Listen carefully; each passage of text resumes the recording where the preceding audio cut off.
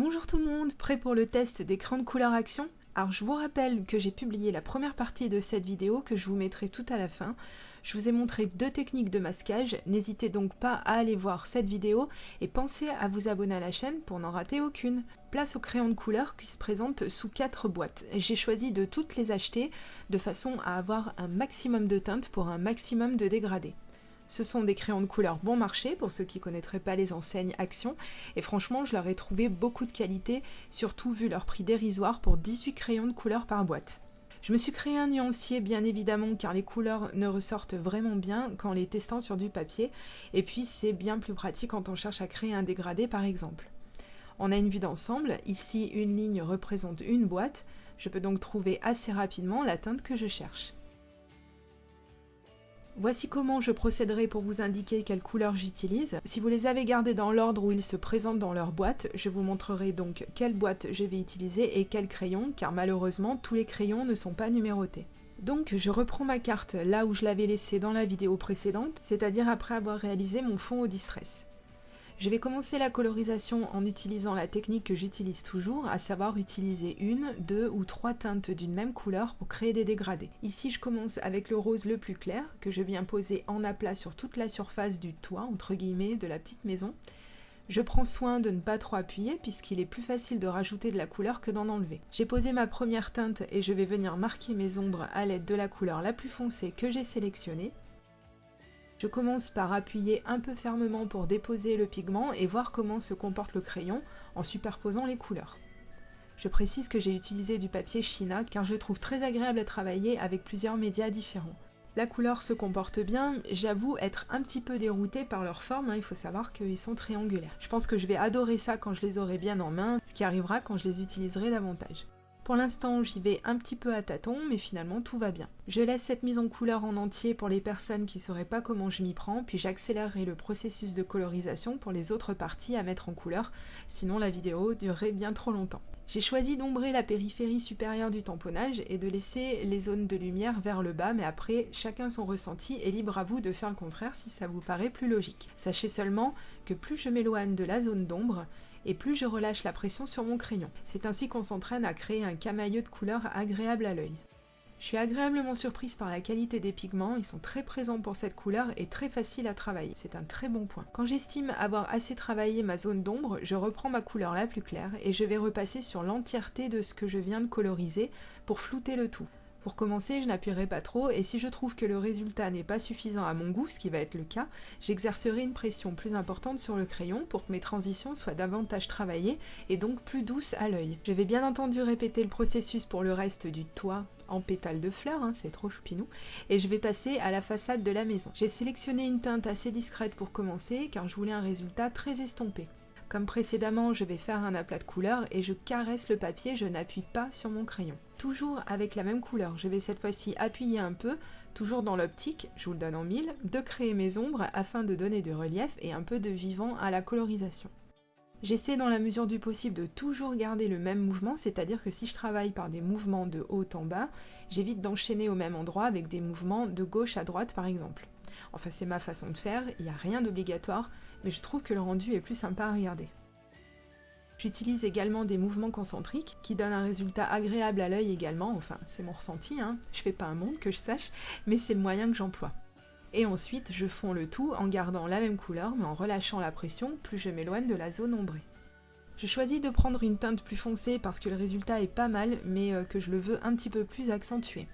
Pour ça, rien de plus simple, je vais passer dans la zone que je viens de faire en restant un maximum au bord du tamponnage et vous allez voir que c'est difficile quand même de lutter contre cette envie de coloriser de gauche à droite, mais je me soigne. Et pour finir, toujours la même chanson, je repasse avec la teinte la plus claire pour unifier le tout en n'appuyant pas sur mon crayon.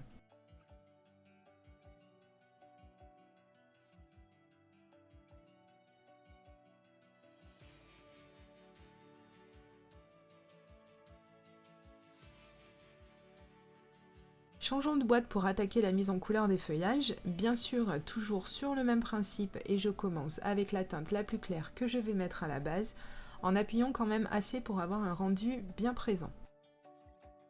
Je suis toujours dans les ombres, alors j'appuie encore une fois quand même assez sur le crayon de la teinte plus claire et comme d'habitude je relâche la pression en m'éloignant de cette zone.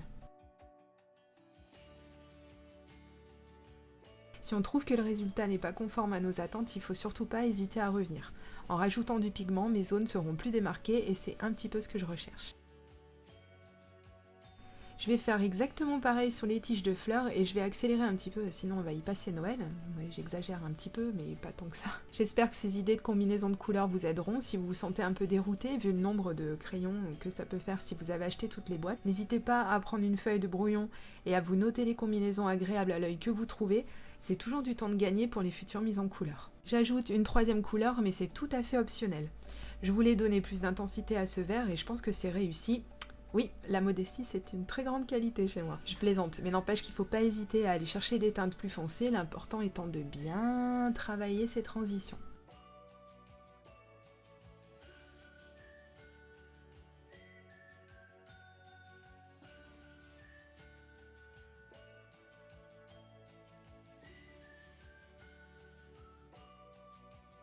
Changeons de nouveau de boîte, et oui, je me laisse très vite, vous avez remarqué. Et attaquons-nous aux fleurs, plus précisément aux Echinacea paradoxa. Si, madame, ce sont mes fleurs préférées avec les cosmos et les gerbera, alors, je sais ce que je dis. Ou du moins, elles leur ressemblent beaucoup dans la forme, mais bref, on n'est pas là en cours de jardinage, alors reprenons.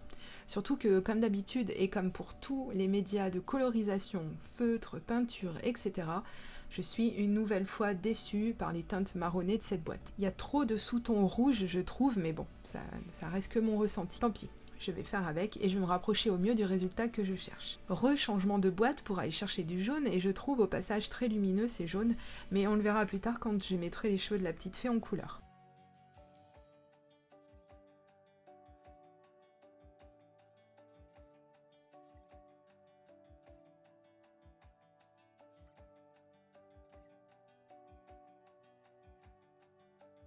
Oui, j'ai utilisé des couleurs du coucher de soleil pour mon fond, alors logiquement, je vais symboliser cette période de la journée en colorisant la fenêtre comme si une lumière était allumée à l'intérieur de la petite maison.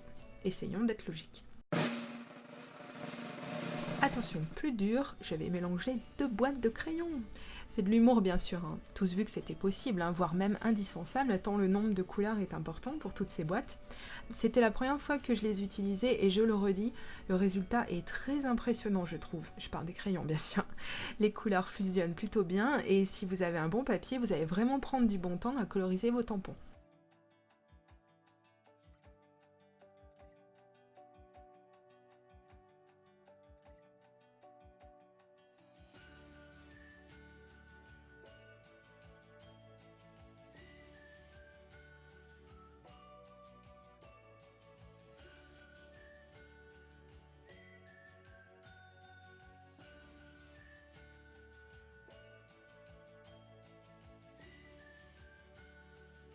J'attaque la colorisation de la petite fée, je vais commencer par les ailes et donc utiliser le bleu le plus clair de la boîte. Comme d'habitude, et j'espère qu'à force de le redire, vous ne vous êtes pas endormi, je commence par effectuer un aplat de couleur sans appuyer et tout de suite avec le même crayon, j'appuie un petit peu plus pour commencer à marquer mes ombres. On peut s'en arrêter là pour un résultat subtil ou rajouter une ou des couleurs plus foncées si ça nous chante.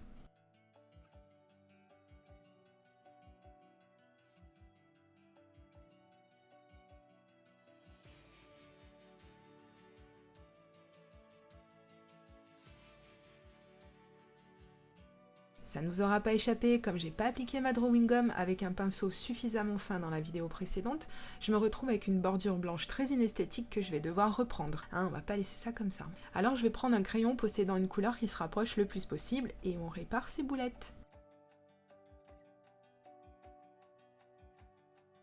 Voilà qui est mieux, pas parfait mais mieux et en regardant vite ça se voit pas. La suite, je passe à la couleur chair.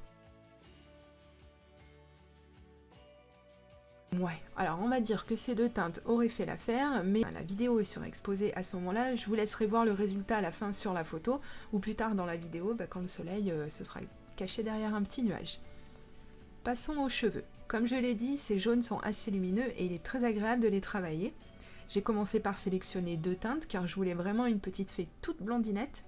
J'ai donc fait un aplat pour changer un peu, tiens, et ajouter ma deuxième teinte un chouïa moins clair, j'ai bien dit un chouïa pour faire quelques ombres. C'était joli, mais quand même bien plat, alors j'ai décidé de rajouter une pointe d'orangé sur les bords du tamponnage, histoire de donner un peu de relief, un tout petit peu.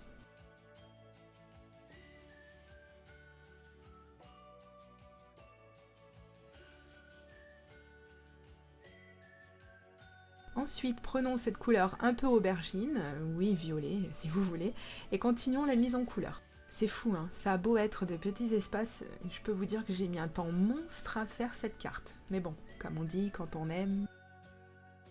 Alors ce violet, eh bien c'est tout à fait ce à quoi je m'attendais, et j'ai bien fait d'y aller mollo parce qu'il est très pigmenté. J'appuie à peine et pourtant les pigments sont déjà très présents, c'est super. Comme vous le voyez, j'ai même gardé le même crayon pour créer mes ombres, tant on peut faire de choses avec.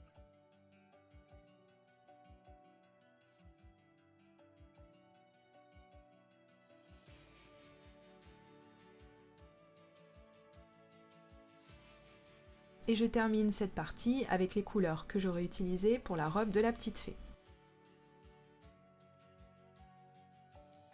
Hors caméra et pour gagner du temps, j'ai tamponné une autre fée, je l'ai mise en couleur puis découpée. Je m'attaque à présent au sentiment de ma carte. Je vais bien sûr utiliser celui de la planche de tampon qui s'accorde merveilleusement bien, eh bah oui, encore heureux. Et pour prendre aucun risque, parce que mon cœur n'aurait pas supporté que je loupe le dernier tamponnage, hein, imaginez, non, c'est trop affreux. Je sors ma stamp plateforme, comme ça au moins je suis sûre. Et pour continuer dans le féerique, je vais mettre quelques gouttes de Glimmer Mist couleur Pearl. En tant que feignasse qui se respecte, je prends ce que j'ai sous la main pour un tant soit peu protéger mon travail et j'appose quelques gouttes ça et là sur le fond de la carte. Ça donnera un effet de bouquet pailleté que j'aime vraiment beaucoup.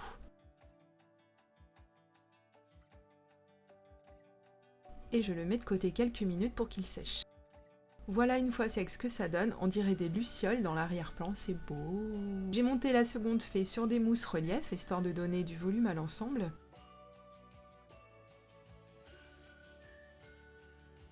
Puis je choisis de rajouter encore à la féerie en apposant ces quelques étoiles qu'on peut trouver chez Action et que j'adore.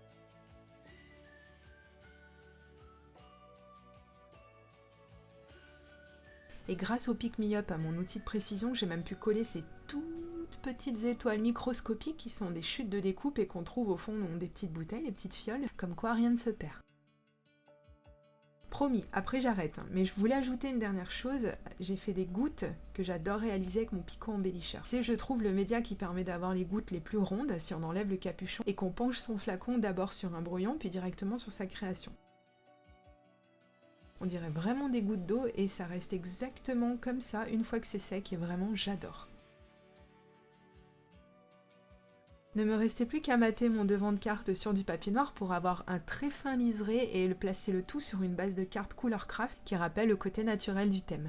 Et la touche finale, quelques petites touches éclats blanches posées sur certaines parties de la colorisation avec mon Sakura Gel Pen blanc. Voilà, ma carte est maintenant terminée, j'espère qu'elle vous aura fait découvrir ou redécouvrir certaines techniques et l'envie de coloriser. Si ça vous a plu, comme d'habitude, merci de cliquer sur le petit pouce en l'air. Quant à moi, je vous dis à très bientôt pour une prochaine vidéo. Gros bisous, bye bye.